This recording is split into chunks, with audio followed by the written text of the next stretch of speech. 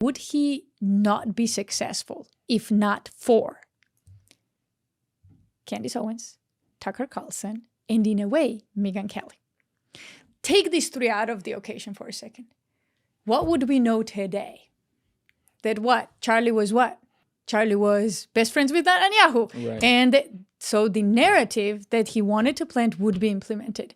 I think the most interesting quote or anecdote Right. after Charlie's death that has Right. gone largely Right. ignored was actually what Dave Smith said. Oh, Did I you don't hear know this? that. No. Okay. So me. Dave Smith, I believe he went on like a stream with Sneeko Uh-huh.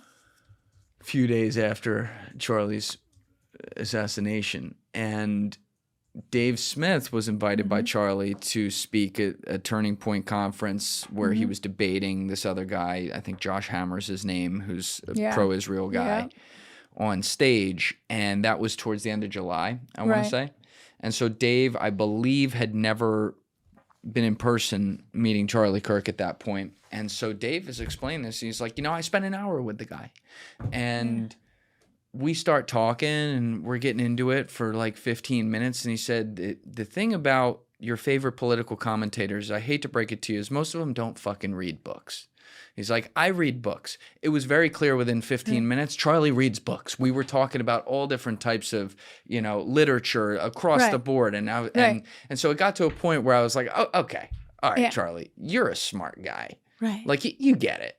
Right. You know what's going on here over in Israel.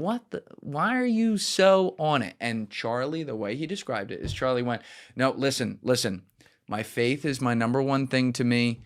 The Israeli government protects the Christian sites.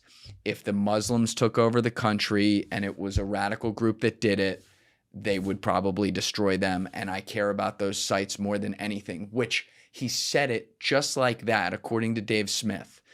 And then Dave was like, okay, well, can we do that without the genocide or whatever? He's like, and he, and he was like hemming and hawing on it.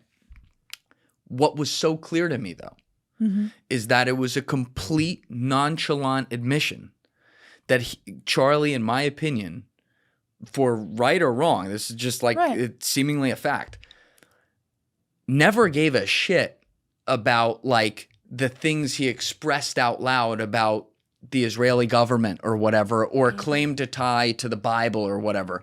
It was a transactional agreement for him for his faith where he prioritized it.